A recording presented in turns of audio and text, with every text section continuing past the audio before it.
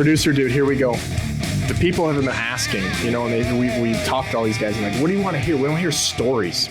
So, I mean, I don't want to throw anybody under the bus, but we've had some really good guests. But sometimes when we ask them a story, they get a little reluctant because they think they're going to offend somebody, right? I found a guy that's not going to afraid to be offended by anybody or himself or anything. Mike Weinhofer, a kind of a legendary Keys guide of, I think, like 30 years. And he is, I've heard people compare him as a character to me. That's how we came about as buddies. Yeah, I'm excited to hear about Key West. It's a place I've always wanted to check out. I'm not fishing necessarily, but go. My whole knowledge of Key West comes from the Netflix show Bloodline. So that's all I know about Key West at this point. Where they killed Cousin Eddie or whatever on there. Yep. You know, the funny thing about that is when you go down there now, there's so many people that they're using those landmarks to the poor people whose houses are here and there or whatever, that they're like, it becomes this like crazy tourist trap.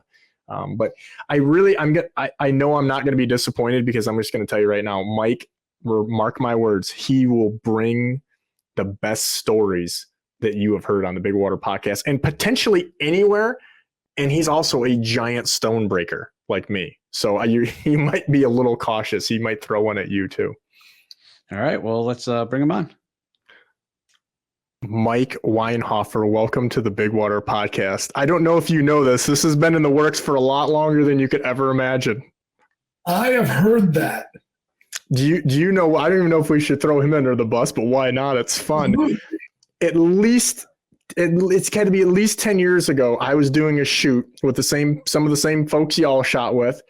And when they got done, they looked at me and they were like, I hope one day you and Mike Weinhofer have to fish together. And I was like, who's Mike? I don't know him. And he's like, you two are the biggest stone breakers I've ever seen in my life. And if you're in the boat together, I want to video it. I just don't want to be there. That is like almost a verbatim quote.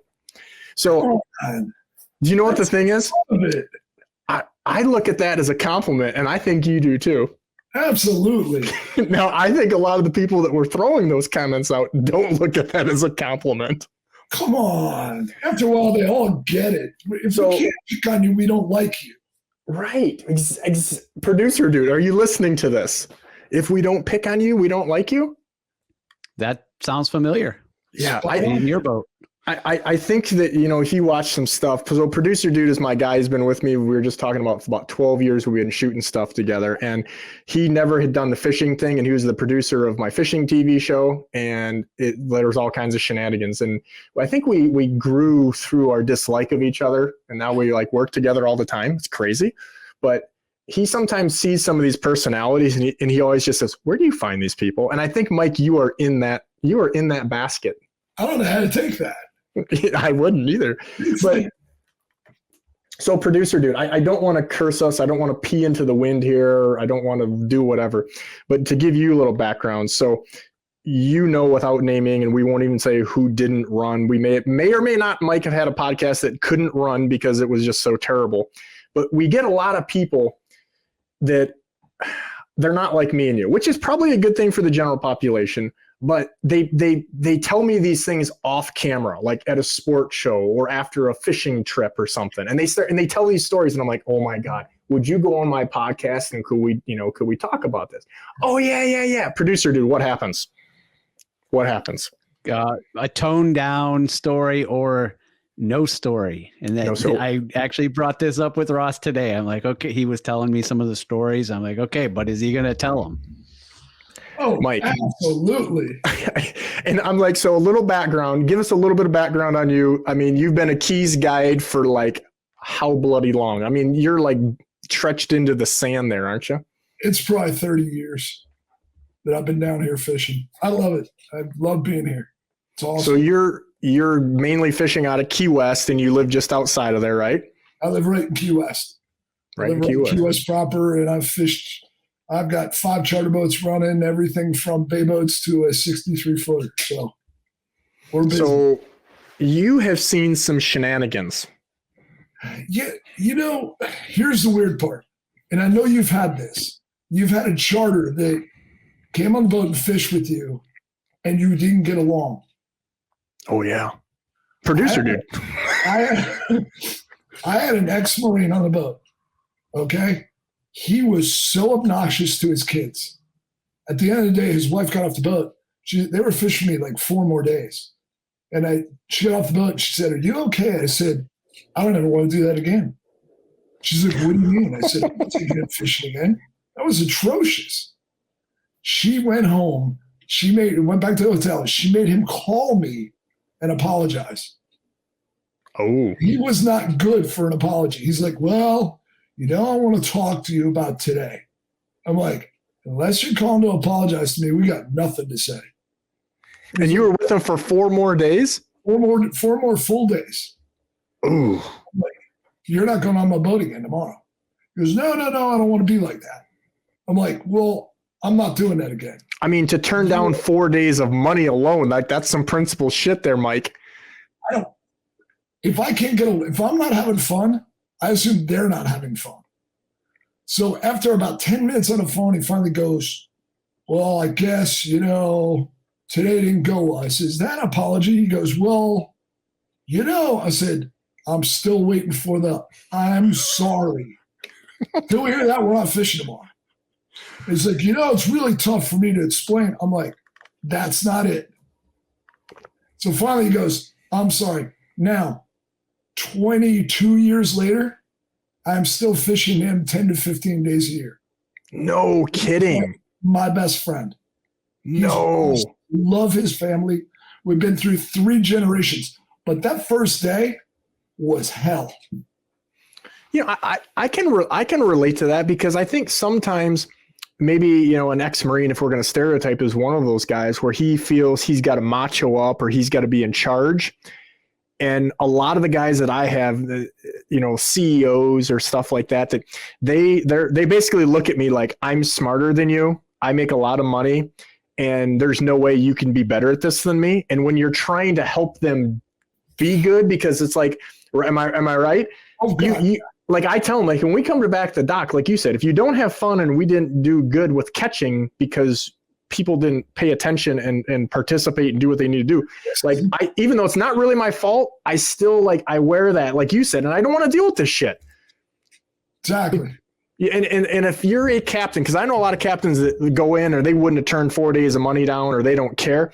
Like he's a shitty captain because if you don't care enough, you shouldn't be doing it. You shouldn't be what's doing your worst charter? Your worst charter starts with the same term mine does. I've fished all around the world. No, you haven't. You've been guided all around the world, which means you don't know shit.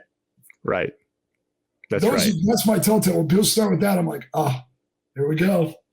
When people start, when I'm trying to come off the dock and, again, we're running more like a deeper bay boat for what you would call. And and those things are single screw, right? So you're trying to come all over the place there and the wind's blowing and I'm trying to basically just not hit stuff. And these guys trying to scroll through and show me 50 pictures on how many fish he's caught. That's usually the guy that's like, oh boy, it's going to be a long one. You know what? People don't understand that no one wants to catch fish more than we do. No one wants to show them my backyard more than I do. I want to show you how awesome it is. It's not about throwing dead fish on a dock. It's not about filling coolers. It's about the experience. It's about going sight fishing and letting them do something cool. It's all about the people. It's not about it is about the fish, but it's all about the people and the experience. The experience thing for sure. I think that and that's what we try to portray in some of the YouTube videos and things that we do, some of the destination trips, like we did an ice fishing trip to Idaho, and you don't drive. Wait a minute. Yeah, I said ice fishing. Ice fishing. I said ice fishing. I'll have to explain the concept to you later. I'll explain the concept to you later. Don't worry about it. What's wrong with that? The only thing that should be is a drinking sport. That's it. Oh, the keys guy. So in seriousness, here's a question, because I know you're a straight shooter. You ask these 90% of these guys and they're like, oh, the keys, everybody seems to be going to the Bahamas now. Like the keys, is it fair to say, I've heard Flip Pallet and these guys, not that his word is the end of all be all, but that the keys is a much more difficult fishery than it was? I would say in certain areas, I think everything's cyclical, just like in your business. I guarantee that you have 5, 7, 8-year cycles of where certain fish absolutely go nuts and then they drop off. We're having a great sailfish run right now. This past year, we've had probably the best bonefish year we've ever had. There's more bonefish in Key West now than there has been in probably 15 years. No kidding. There's more reef fish when you go to yellowtails and muttons than there have been in probably 8 years. Now, our dolphin fishing last year was way off. It was probably off 70%. But we're starting to see more bigger dolphin now than we did in the past 3 years. So everything's cyclical. Am I going to tell you it is the same as it was 30 years ago when I got here? No, it's not. But it's still for the diversity and the, I mean, I in one day can go from catching tarpon to sailfish to permit to dolphin in one day, one charter. Not a lot of places you can do that. You know, Key Weird, as they call it. Yep. I've been known to go to Key Weird a few times. I wondered, like, you know, because, and I don't want you to give me no tourist bullshit here, because so many people go there. Is it better or worse? Because I could see this going both ways. And where I'm going with this is there's certain fishery places that I know guys that I'm on pro staffs with or just buddy of other guides and stuff you see around. And there are certain places that, like, they basically guide people. An overwhelming portion of their guide clients are people that are going fishing, but they're not fishermen because they're in XYZ destination. That kind of wears my ass out. Like, every now and then, that's fine. We get a lot of tourist fishermen. That's a whole different game, you know.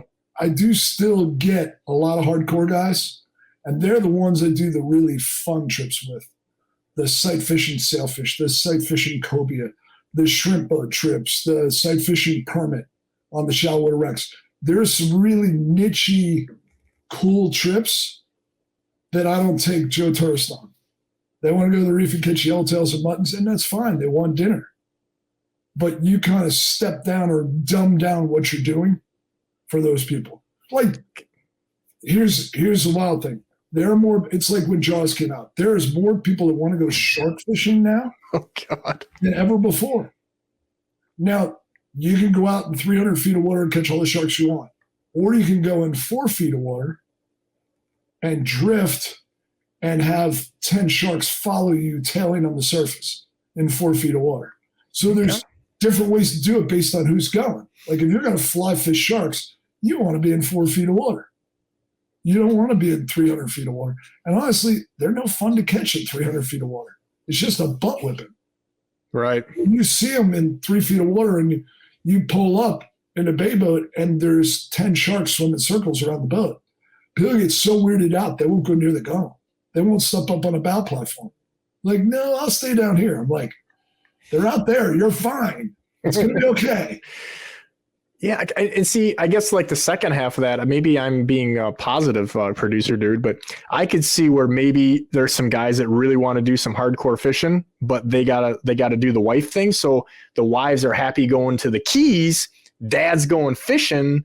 And so you could probably get some dudes on that would be, Absolutely. You know, maybe not, mom's not going to come to Cleveland, Ohio, but she's all about going to Islamorada and Key West. It's just like a lot of people are not comfortable now going to Venezuela and Costa Rica and Mexico.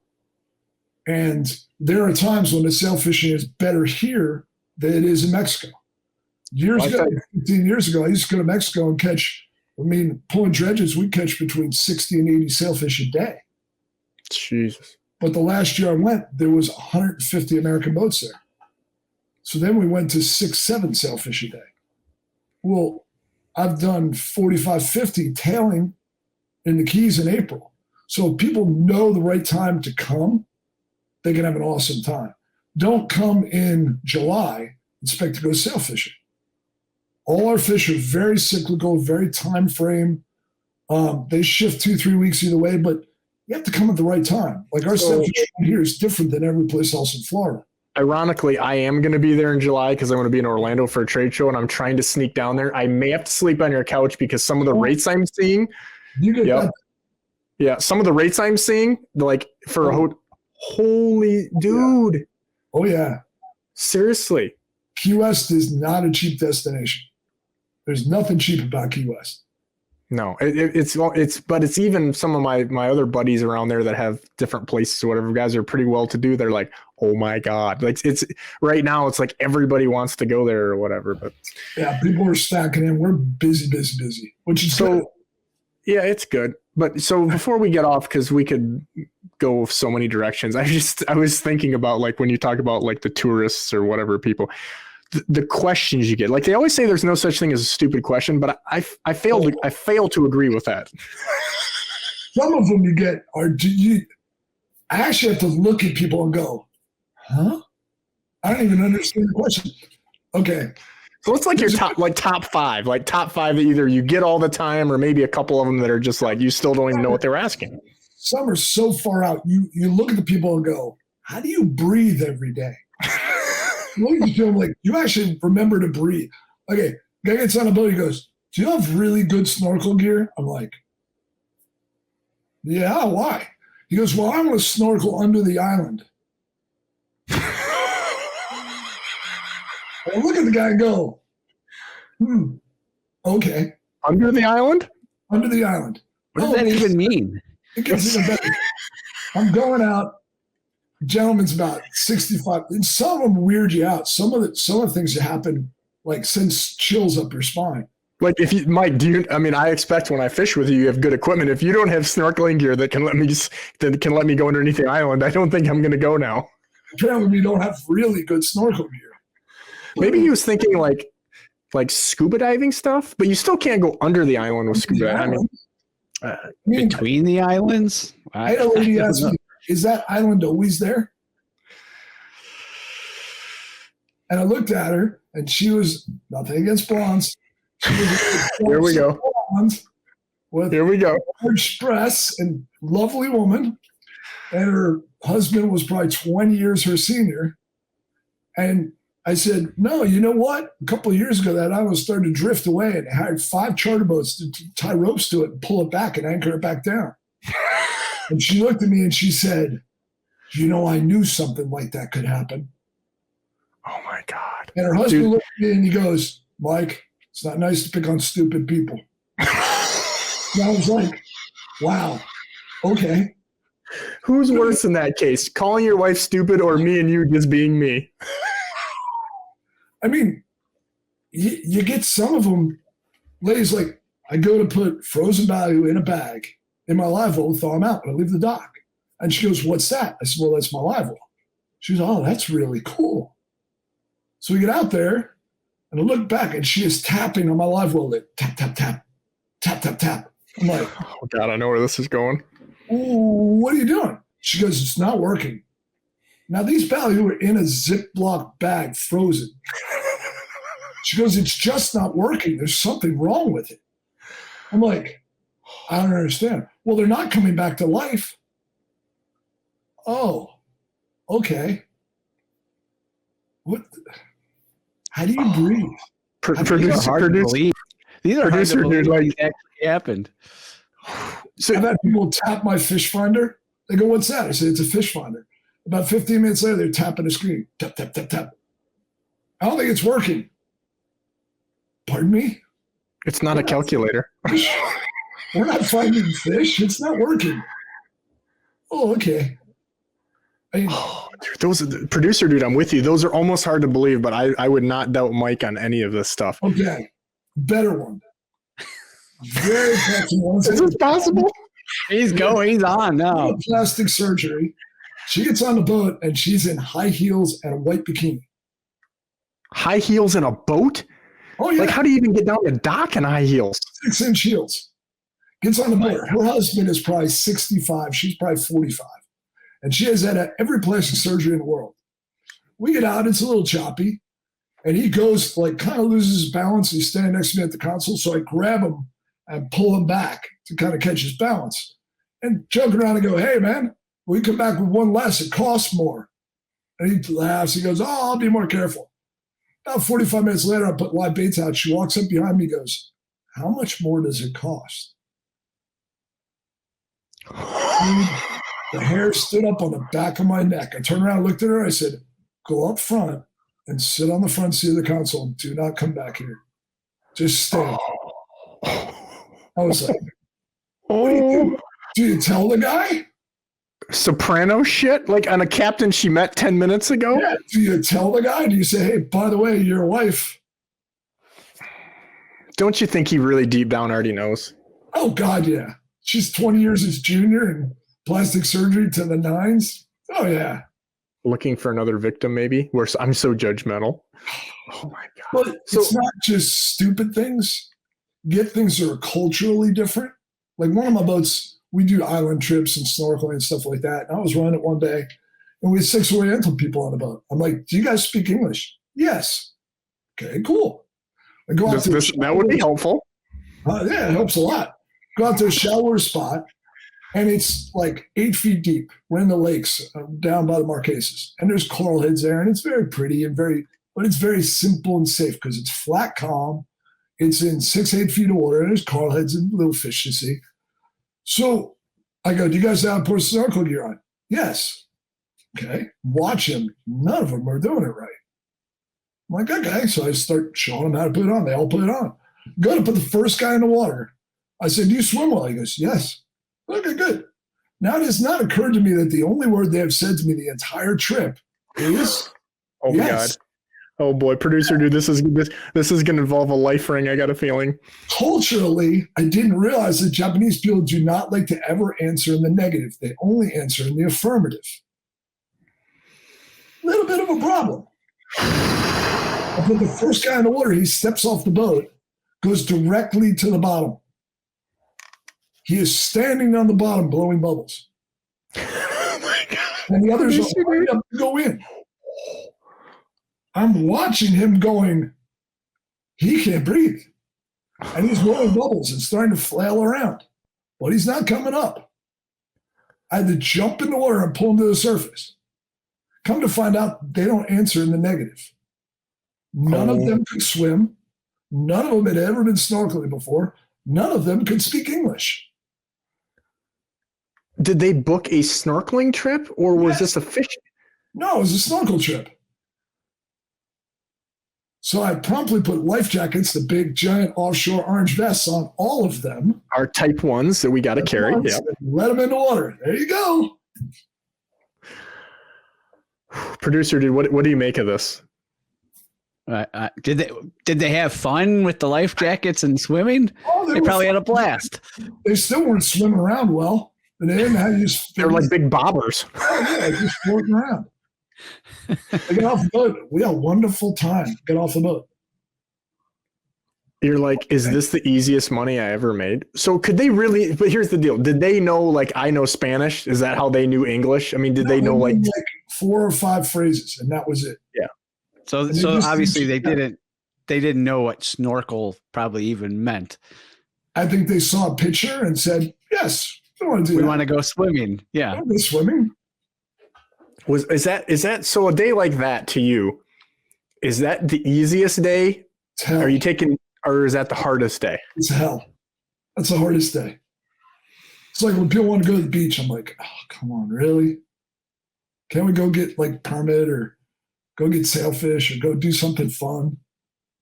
Because I don't want to sit on the boat and watch them play on a beach and be like, dude. Now, I will take that back in one respect. I have a client of mine who is a professional photographer and brings down Playboy models. Here we go. I know about this through some other friends of ours, and you beat me to the punch. He charges me probably 4 or 5 times a year and brings between 2 and 6 models. And it's wild because they make tons of money selling the photos. They pay him to take the photographs. I think gorgeous women getting naked constantly. I will say, it's going to sound weird, but after they're naked for like 5 minutes, like, yeah, okay, they're naked. Producer dude, do you think that we should move our operation to the Florida Keys? Can't we just have an operation like that on Lake Erie, like at Put-in Bay? There's been Bay has been called the Key West of the Great Lakes, right? Absolutely. Put-in Bay. Mike, for people to encourage people to listen. Oh my God, here we go. To encourage people to not just listen, but watch the video, Mike has just brought out his personal cell phone and has showed pictures of said model. True story. No lie. Comes another one. And this one we're gonna have to put some censoring. Actually. Well, you said there was no censor on here. Well, no, you have to censor all of them. Yeah, there's a couple little things there that may throw some flags with the old tubers. There are two big things we got to take care of on that photo. Come on, blur here, blur there. You're good. Oh my God. Okay, now here's an even better one. Oh, he's on a roll. Just let him go. That won't listen. Oh yeah. Hey, when you're taking these hooks out, do me a favor. Use a de-hooker. Don't use your hand. Be careful with it. If the fish shakes, you're going to get hooked. Oh, I'll be fine. Do me a favor. Use a de-hooker. I'm shocked that you let them take them out. Like I only, I know you guys gaff weed net. That's a captain? Yeah. Oh my God. Oh yeah. So just to point out, Mike just showed a picture of a hook in a hand for those listening. So this is more of a visual podcast. You really do need to go over. Oh, that was bad. You really do need to go over to YouTube. What is that, about a 5-aught? No, it's a 9 or 10-aught. Oh man, that's nasty. Make sure you check out YouTube 20 some minutes in or something, whatever we're gonna be here. Oh my, that's naughty. He got a really cool bandage. Oh my God. Dude, you're out of control. Yeah. I love it. That's the thing. When you do anything long enough, it's kind of like if you sit in a Walmart parking lot anywhere in the country long enough, you're going to see some shit. And when you're on a boat, you're going to see some stuff. Now, when you said models, I feel like I've heard some things through our mutual friends that some of these girls, model might be a different term and it might be a kinder term. I have no idea what you're talking about. Are you going to leave it like that? Are you censoring yourself all of a sudden? Lovely young women, I would never cast aspersions. Wow. Producer dude, we finally saw his poker face. It took a little bit. He was on a roll. Let's move along. Yeah. So what are the questions? I have a charter show up. I had a lady show up that was, okay, any girl that could pull off a white bikini has a body. This girl showed up at my dock. I got canceled for the next day. She's like, hey, you open tomorrow? I said, yeah, actually I am. I got canceled. And I was looking at her. I was like, wow, this girl's smoking.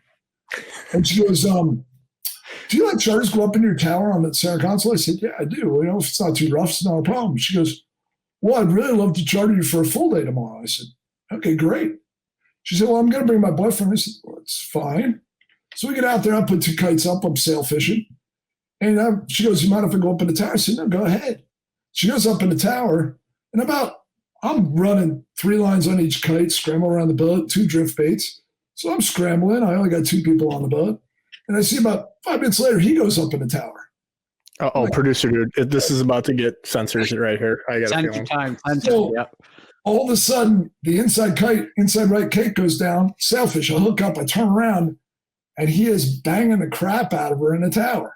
I'm like, anybody want this sailfish? She goes, no, but you can watch. I was like, sailfish, watch. Sailfish, watch. Producer dude, we're about to find out the real. And what was the end result of that, Weinhoffer? They came down from the tower. I caught the sailfish and a tuna. They came down from the tower a half hour later and said, we're all done. We can go home now.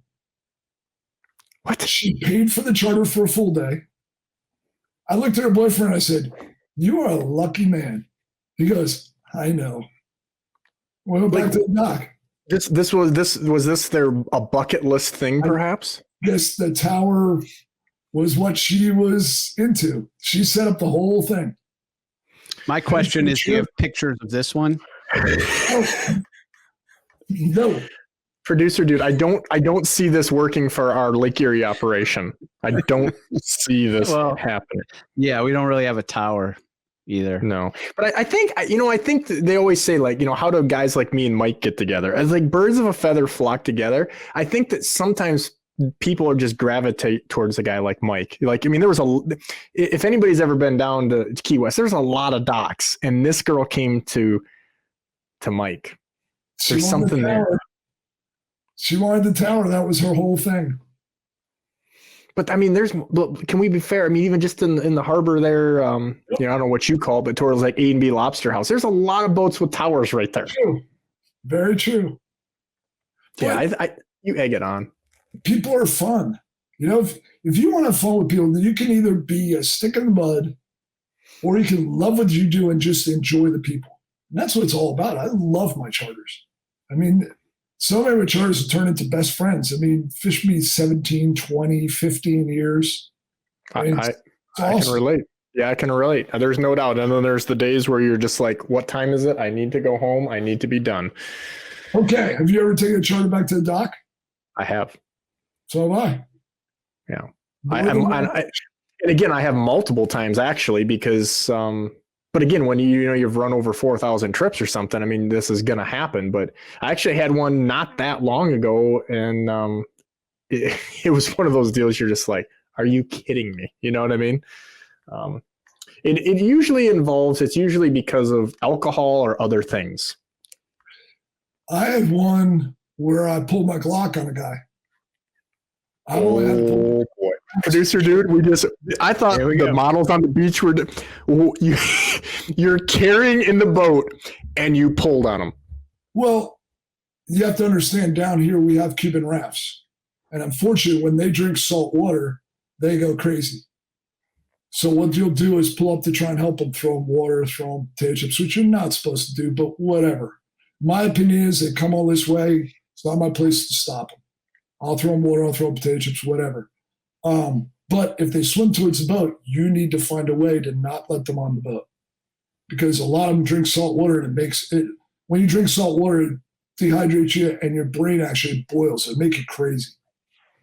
There was an incident down here probably 20 years ago where two guys on a raft swam over to a boat, got on the boat, murdered the entire family, cut them up with knives, and then painted blood all over the walls. They were crazy. They're running in circles out there. Producer dude, we don't have that at Put in Bay either. So there are some pros. We have the Canadian refugees. We do. Really? Yeah. No, not really. No, that does happen. They run Cuban cigars, and there's been truthfully, there's been what do they call it? Cadavers, and then for body parts for black market stuff. Oh, wow. I didn't know that. Matter of fact, fun fact, producer dude, you know the Homeland Security route down the road in Port Clinton there? Right down from where we shoot a lot of our stuff. They supposedly average like 1,500 to 2,000 captures a year. I'm like, huh? They had an MI. Yeah, well, in the vicinity, like they get before or after. Yeah. Detroit River gets a ton too. They had an MI. They got an MI6 like bad, like I don't remember what his exact title was, but like a bad MI6 gang guy in the town we live in is like, I mean, it's like Mayberry. It's it's like 1,200 people and oh wow, couple thousand people, and it's so that happens because it's a giant, just like you guys, it's a giant so-called unprotected border. Sure. So, and a lot of people come into Canada because they're a little looser with things, or at least they used to be. That was kind of the thing. You watch enough movies, you see where a lot of those guys, I don't know if you want to use the T word or not, but I mean, a lot of those guys that have ill intent are coming into Canada because they can, compared to other places. Yeah, it's wrong. But I mean, murdering people. So let's get back to this. So you throw them some stuff here and there, allegedly, but you got to pull a gun on a dude. So like this, I'm spiraling, producer. I mean, I'm enthralled with this whole, just entrenched in this story. This gets weird. I mean, it gets really weird. I had fished a gentleman before, and he's like 6'6", like 320 pounds. Big man. He was an ex-pro football player. I won't mention any names. He didn't play long, but he played for a while. He had gone out with his friends on my boat before, and he was always a little like caustic in humor, to the point where it wasn't funny. It was kind of jabby, nasty. I kind of noticed it. I was like, whatever, he's picking on his friends. They obviously don't mind, so whatever. He brought his 9-year-old son out to get a sailfish. We went out. It was April. Sailfish were there. They hooked into a sailfish. He lost the first one. I mean, the kid's 9 years old and he's little. He's a little 9-year-old. And the father is losing his shit. He's like yelling at the kid, "You did everything wrong." And I'm like, hey, you wouldn't know what wrong is, dude. Let me coach the kid. It's my job. Now let me do my job. So I get him on another sailfish, and unfortunately, it's the wrong one. It's like a 90-pound sail. It is whipping his kid's butt. We're on a spinner, and 45 minutes in, the kid's in the bow, and he's trembling. He's so tired. He's crying, not enjoying it. The fish is kicking his butt. And his dad's like, "You're such an embarrassment. You little I was like, hey. Do me a favor. That escalated. Let me coach him. Let me talk to him. We'll get this done." After about 45 minutes, the kid is sobbing in the bow. The father's still screaming. Dude, this is terrible. And I'm losing my crap.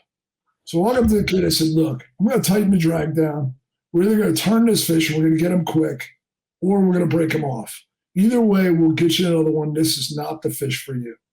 So I tightened the drag about 3 pounds, about a turn. And about 30 seconds later, the father screamed, "Don't you dare tighten that drag, you asshole, rah, rah." I'm like, "Whoa, dude, lighten up." And about 30 seconds after I tighten it pops off. The father comes unglued. He's like, "I'm going to farting kill you, you son of a bitch." He goes in the back of my boat and gets a 10-inch fillet knife that I was cutting bait with. Oh boy, this just escalated. Comes to the bow. Now I see him coming, and I go around the console, go to my leaning post, and pull my Glock out. And I rack it. Once I pull it, I'm ready to shoot him. Now I got a 9-year-old kid on the boat who's crying. His father's screaming of telling me how he's going to slip the knife between my ribs, slit my throat. I'm pulling the gun out, pointing at him. I said, "You stay there in front of the console. Don't come back here. I will shoot you." I say to the kid, I'm like, "Come on back here and sit next to me." He's like, "Oh my I'm sorry, my dad kind of loses it sometimes." I look at the kid, I'm like, "What? Like, this is normal? What are you talking about?" He goes, "Well, my dad has problems." I'm like, now he's standing at the front of my console behind the windshield. A 9-year-old trying to justify this, right? He's holding on to the rails at the front of the console for the T-top, screaming at me how he's going to slit my throat, slit the knife between my ribs, the whole 9 yards for the entire ride home, 45 minutes in, screaming at the top of his lungs. I put the kid on my cell phone with his mom. Like, "Can you call your mom?" She goes, "Yeah, I'll call my mom." She goes, "Yeah, sometimes he kind of loses it." I'm like, she goes, "Don't worry, I'll take care of it." I'm like, how are you going to take care of this? I back into my slip and showed about row, and she has called 2 policemen, Key West Police. This probably, guys, got to be 10, 12 years ago. The one cop walks down the dock. There's a finger pier between the 2 boats, and there's no boat on the other side of the finger pier. Now I've still got the Glock out on my console pointed at him. He's still screaming at the top of his lungs. The cop's like, "Sir, you need to put that knife down." He goes, "Hey, Mike." I knew the cop. He goes, "Hey, Mike, put the gun away." I said, "No, I'm putting the gun away." He walks by the console back towards the back of the boat. I walk by. The first thing I did was get the kid off to his mom. He starts to walk back by the console. I walk around the other side of the console. He gets to the back of the boat. He's still got the knife. The cop draws his gun, points at him, and said, "Sir, you need to put that knife down now." He goes, he's screaming, "I'm going to slit his throat," on and on and on. I mean, very descriptive how he's going to slip the knife between my ribs. I mean, really spooky, scary stuff. Jesus. He finally puts the knife down, and he jumps off the boat, steps up off the step onto the gunnel, hits the cop like a football block, knocks the cop into the water on the other side of the pier. Oh, shit. The other cop that is on the dock 6 feet away tasers him right there and drops him on the dock. They load him up into the cop car. I walk up to the mom, and I'm like, "What is going on?" I thought you were going to like say something in his ear, not call the cops, lady. Yeah, I was like totally weirded out by this whole situation. She goes, "Well, he played football for too long and he has concussion sickness. And when he drinks, he doesn't take his medication." She goes, "I divorced him because I used to wake up in the middle of the night and he'd be choking me to death." I'm like, you could have let me know this. Somebody could have said something. Oh, my. It gets better. 2 weeks later, he calls me. He goes, "Hey, man, really look forward to going out fishing with you next week." I said, "Oh, no, that's never going to happen." you are never getting on my boat again. No, I wasn't on my beds. I said, no. I'm not doing that. Oh my God. Once I pull a gun on somebody, you're not going back out on my boat. So wait a minute. So let's back to producer. Let's talk about this. If this happened in Detroit or something, that dude would have gotten shot. Like, are Key West police just kind of used to dealing with the drunks and the stuff like that? Or the guy complied. He put the knife down. But he knocked the cop in the water. Like, I mean, there's got to be charges on that, right? Yeah. Oh yeah, he got charges. He went to jail. They put him in handcuffs, the whole 9 yards. I assaulted a police officer, the whole 9 yards. Yeah, I see you. Like, yeah, that would be expensive and not just a quick deal. Oh yeah. But 3 weeks later, it's like, yeah, I'm really looking forward to going fishing with him. I'm like, that ain't gonna happen. No way. Was he on like a long-term vacation or something? No, he was coming back. Oh, he was gonna come back. You're like, oh no. No, I don't think so. No. I think that's not gonna happen. Producer dude, what I hear is single-handedly my insurance going up. It's called the Mike Weinhofer rule. Holy dude. Well, years ago, we had a problem with Cubans hijacking boats. It was a that's like some Miami Vice shit for real, huh? Well, I was around my 52-footer, and my mate and I had just come in from double half days. It was like 4:30 in the afternoon. These two Cuban kids walked up there, probably 23, 25, and they got pulled out a wad of $100 bills. He goes, I really want to go fishing this afternoon. I said, well, I looked at my mate. I said, what do you think? He goes, I'm pretty tired, brother. We fished every day, and we fished doubles today. The guy goes, I'll pay you $5,000. I was like, you have my attention. And then he started asking questions. He's like, you don't need to bring your mate. I'm like, what? He goes, you don't need to bring your mate. We'll mate for ourselves. I'm like, no, I don't go fishing without a mate. On a big boat? No, I don't do that. Yeah, not in a 50, you said a 52-footer? Yeah, and he's like, well, how much fuel do you carry? Uh-oh. 800 gallons. Why? He goes, well, how much do you have? I said, probably 250. He goes, well, I'll fuel your boat up for you for free as a tip. And the hairs on the back of my neck started to stand up. I was like, nah, I don't think I want to do this. My mate's like, nah, man, I'm tired. I don't want to do this either. Let's go home. The guy's like, well, you got to know somebody around here will take us out. And he pulled out a wad of $100 bills, probably had $30,000. He's like, I'll make it worth your while. I said, no, I'm done. And I said, there's a marina over there. You'd head over there and walk down the dock, talk to other people. He talked to 4 or 5 boats, nobody would take him. He went over to the other marina, chartered a 25-foot Mako, and they took the Mako out, and he hit the captain over the head, pushed him in the water, and the only reason they didn't get to Cuba is because they hadn't had to switch the fuel tanks over. They killed the captain, threw him in the water. Dude, you were close to being done. That close.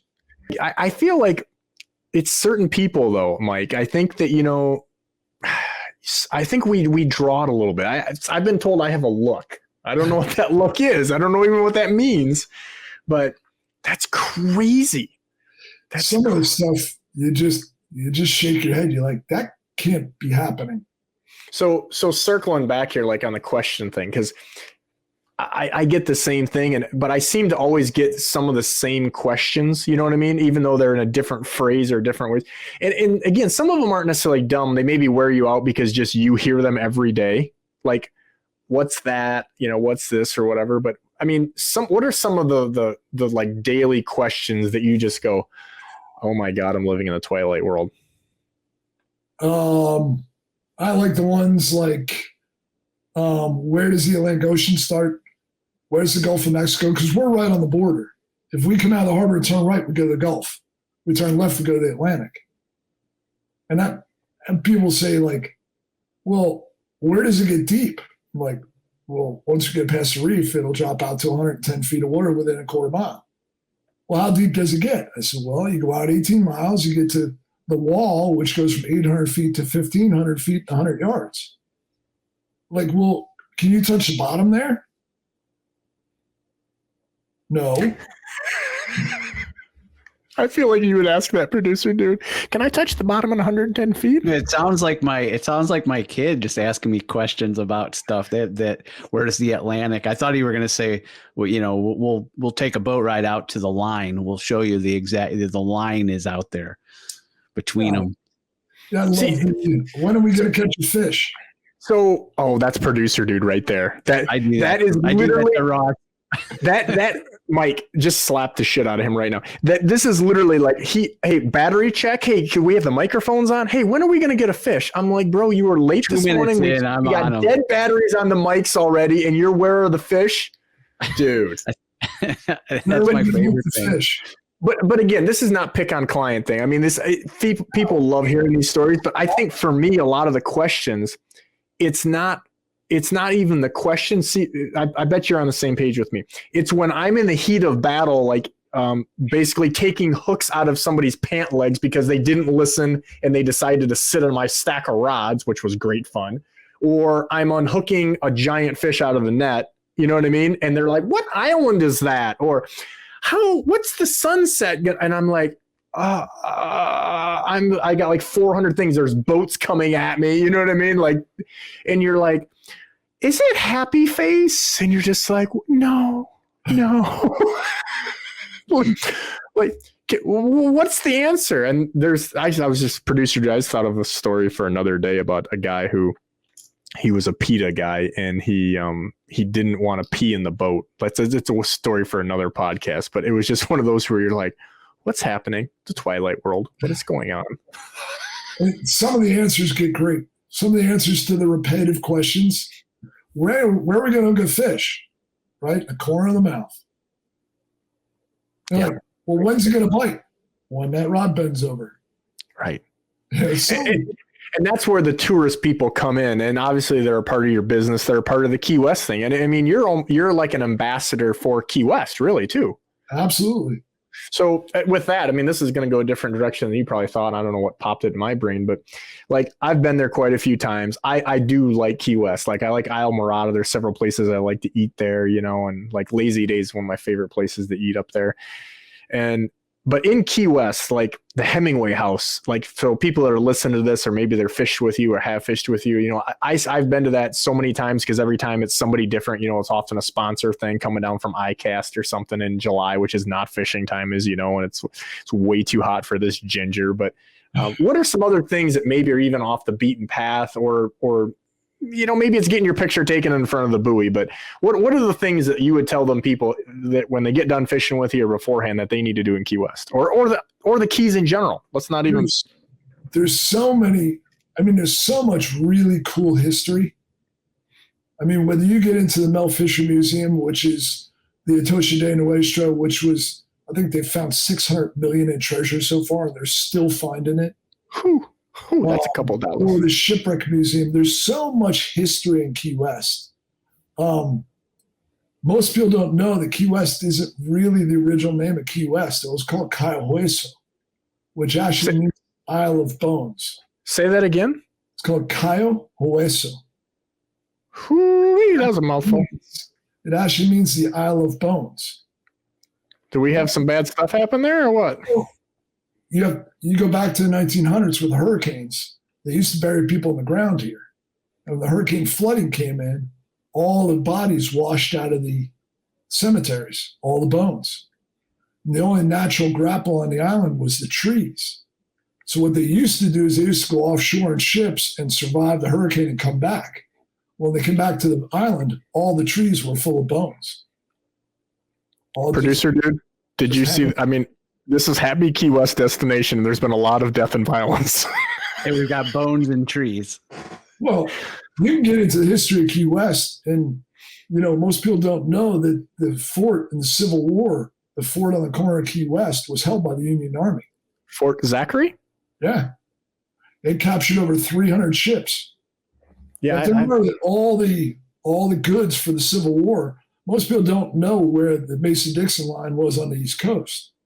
It originally was in the tip of the very southernmost point of New Jersey and Delaware. So they used to sail. The only way to get goods up the East Coast was to sail down the Mississippi, come around Key West, and go up the East Coast. Key West played a huge role in the Civil War, bottling up ships from the cannons in the Key West harbor. They stopped over 300 ships in the harbor. Wow. So there's a lot of history. And I mean, it was always a den of pirates. Most people don't realize that Key West existed 100 years before Miami. It was a deep water port with fresh water. Yeah. So, and Key West has a very long history. I mean, a lot of people don't know about shipwreckers and the fact that Key West almost sent the United States into war with Portugal and France and Spain. Because what they would do is they would lure the ships. The ships would trade, say you're the king of France or the king of Spain. You would load a ship full of your goods and you would sail through Europe and over to Cuba and trade for goods and trade up and eventually get gold and silver. Well, the natural trade route was to come up from Cuba, go up the East Coast, and take the easterly trades across. Because if you left from Cuba, you fought the trade winds, and you would take 3 to 4 months to get home. Whereas if you sailed up the East Coast, went to possibly North Carolina or New Jersey, and sailed across, you had the easterly trades, and you'd be home in 3 weeks. So what happened was Key West was a deep water port. It had meat, it had water, it had fruit. So what happened is they would sail into Key West and provision to go up the East Coast. Well, what the shipwreckers would do, back then, salvage rights were the first boat on scene to a salvage was the salvage master.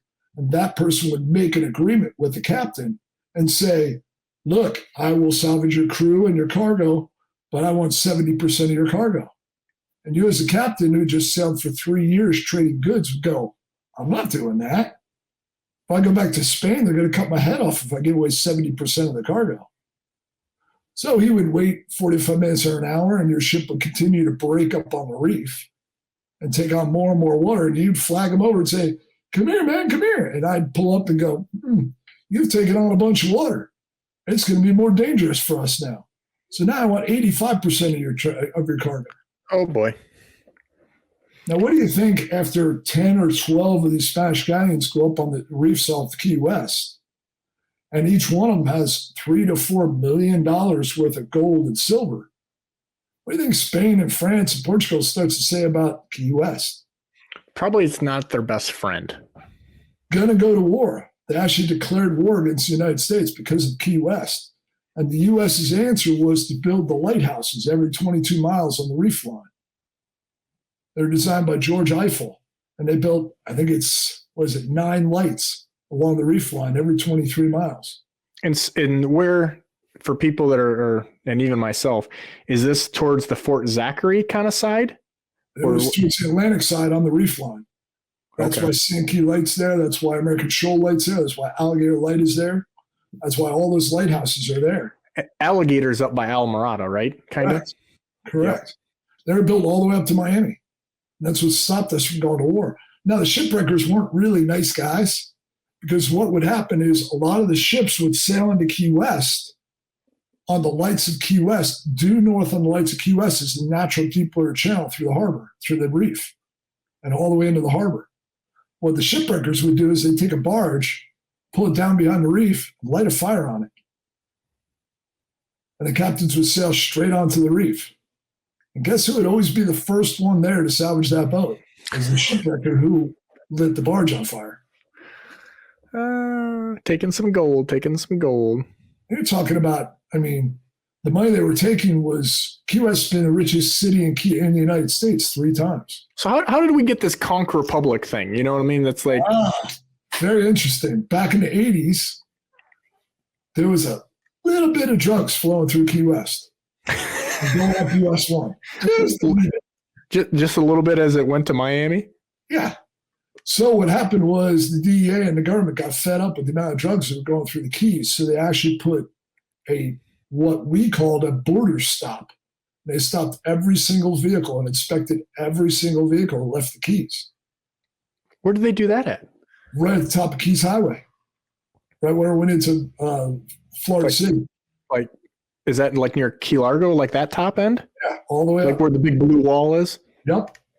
They stopped every vehicle that went out. And what happened was apparently certain people's income was being affected. So what they did is that Key West seceded from the Union. They said, you've made a border. You now have border stop. You are treating this as a border. So Key West seceded from the Union and declared its own statehood. I feel like we're getting some crazy history here. I did not know. I thought it was something kind of sillier. No. They seceded from the Union, and the U.S. government shut it down in about 2.5 weeks. Like, no, you're not doing this. And they put an end to that very quickly. But it also pulled the blockade. They stopped stopping every car that went up. Wow. So in essence, it worked. There's a lot of wild history about Key West.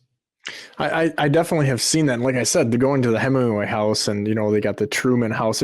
There's a lot of stuff there. I mean, you can go get your picture taken in front of the southernmost point, that's kind of cool or whatever. But what are some other things if they go down there and they fish with you that, they definitely, we need to, or me, like, I go down there, I try to get down there every year. I mean, the Little White House is awesome. Truman spent more time here in his presidency than he did in the White House. That's why they call it the Little White House. Awesome museum. The Lighthouse Museum is phenomenal. The Shipwreckers Museum is phenomenal. Believe it or not, and this, I hate to say this, the Conch tour train, as hokey as it looks, I mean, it looks like the ultimate tourist thing, is really fascinating. Because they ride around all the back villages, and they tell you the history of all the houses, and they're talking about the Simontons who were shipwreckers, the Duvals. All the streets are named after old famous people that had history there. When I first moved to Key West, I moved into a house. It was the first house built on this side of the island. It was called the Shell House. And the gentleman who built it was built, God, what was it, 1820s? He moved from Alaska to Key West. He scavenged bricks from East Martello and West Martello, which were old forts, and built a house. He used shells and turtle shells. The roof was built out of airplane wings. I lived there for probably 5 years. And the old story was there was a horse and buggy carriage path in front of the house. It was the only house on that side of the island for 20 years. And he brought his fiancée down he'd spent 1.5 years building the house, brought her down from Alaska. The first week she was there, she walked out in front of the house and a runaway carriage ran over and killed her. And he moved out of Key West and never came back. And the house was supposedly haunted the whole 9 yards. But it was a cool house. Wow. See, do you ever get, I mean, you're not towards like Duval and stuff, are you? No. I thought where you were at like a couple of years ago, have you moved from there? No. Okay, I know where you're at. I got you. I know charter boats? Yeah, I'm still charter boat row. Yeah, so that's just, I mean, do you ever get tired of all of the drunken tourist stuff though, being so close to that? You don't. It's weird. That really only happens in Old Town on Duval Street. You get, like, where I live is in Newtown. I don't see any of it. When I used to live on Simonton Street, I would routinely come home and there'd be drunk guys sitting in my furniture on my porch. That's why I wouldn't lock my door, and people would drunkenly walk into my living room in the middle of the night, like 2 o'clock in the morning. They come. That happens on Put in Bay. Actually, we just had a conversation at a boat show about that. One of the ladies has got a house right in the water, and she came in and there was just like 10 drunk dudes in her house. That happens down here too. But Key West is one of those places where kind of anything goes. I always call it the island of misfit toys. Like on Rudolph the Reindeer. Key Weird. It's Key Weird. It's just what it is. And after you live here a long time, like friends will come down and see me. We'll be driving somewhere and they're like, did you just see that? I'm like, what about that van? There's like an old VW van or whatever that's got all the shells and everything glued to it. Yeah. Or the speaker van. I mean, I don't know if these are like regulars or whatever, but every time I'm down there, I see something crazy. Like, I mean, Mallory Square, dude, the freak shows at Mallory Square are worth the price of admission. Like, if you guys are going down there and you're going to fish with Mike, you got to check out the Mallory Square. You get to tell your wife you're going to see the sunset, but you're really going to see all the freak shows. I mean, there's everything. There's circus acts. There's street acts that are down at Mallory Square. Now, that whole sunset celebration started as a bunch of people going down there and smoking pot and just hanging out. That doesn't surprise me. That doesn't surprise me. But yeah, a lot of those acts are people that they're working on their little craft, if you will, because just having seen them or listening to them, and they were on America's Got Talent or these different shows, and some of them are actually recognizable if you follow that stuff, and some are really good. There's a guy down there who has trained house cats to jump. He's got cat Spot, Fifi. He's a strange little Frenchman. And he's got about 8 or 10 cats, and he makes them jump through firing hoops and jump from trapeze to trapeze. And I've not seen that one. Oh, the cat man is odd. Is he only there like at a certain time of year, or does he not do it all? He's normally here year round, but he slows down at certain times, like July. Ross is ready. Every night. Cat man. I'm all over the cat man. He's ready to go see. And Ross, all we have is Pat Daly. That's all we have. Put-in-Bay. Yeah, well, in Put-in-Bay, Mike, I don't know if you're familiar with this, my little history lesson, literally just north of us there in South Bass Island, it's called Put-in-Bay. A lot of the entertainers there go down to Put-in-Bay and actually work. Like Ray Fogg is one of them that goes down there, and I could name, there's a bunch of them. I think, was it Pat Daly? Pat Daly. Pat Daly. Yeah, he was going down there and working and doing stuff. And a lot of the people that have homes there winter down there, believe it or not. They call it Key West North. That's very cool. I've heard a lot about Put-in-Bay. I've never been there. Yeah, I should take you there. Me and you would be entertaining. Like that producer dude, that is a video opportunity. I mean, literally people have said that we are the 2 biggest stone breakers ever. And have you guys walked around Put-in-Bay? And me and him, and fishing, but then also some Put-in-Bay, because obviously we've seen, Mike, he has, interesting photos on his phone. Yeah. I feel like right now, history lesson, and got some colorful stories and some Cuban refugees and a history lesson. And you took the words out of my mouth. Playboy models. That's exactly what I was going to say. I was like, I feel like we had happy stories. We had sad stories. We had like history lessons. We realized Mike is just as crazy as me, and it makes me look a little better, or there's another one of us. Or my mom will watch this and be like, oh God, this is what's going to happen, what he's going to look like in a little. Another one. Yeah. She's like, this is not going to change. He's going to be Mike's age, and this is still rolling. No offense there. Because you got a little more gray than I got, Mike. Yep. Earned every one of them. I can't wait to get gray. And this ginger beard, the longer it gets, the more orange it gets. Well, I think that producer dude, we don't normally say these things in front of guests, but I think we need to give them both a round of applause for, I really think that you are the storytelling champ of 2022 so far. Scary. Yeah. I mean, we're not that far. We're not that far into the year, but seriously, like, I mean, producer dude, did he bring it compared to some of these other guys? They were all A+ stories, and I'm sure he's got more. I'm sure he's got plenty more, but I feel like there could be a round 2. I really do. We might maybe just a series, story time with Mike. Oh my gosh, story time with Mike. I feel like this could be a segment. Yeah. Oh no. I mean, I don't know if that'll affect my ability to crash on his couch in the near future. So I don't avoid a $700 hotel room that's 4 square foot. You don't get couch, you get the spare bedroom. Ooh, a whole bedroom. In there. You're the man, Mike. I can't thank you enough for your time. In all seriousness, that was great. If people want to come down there and fish in Key West, how do we get a hold of you? Best way to get a hold of us is you can text me or call me at 305-395-FISH. And what's your website?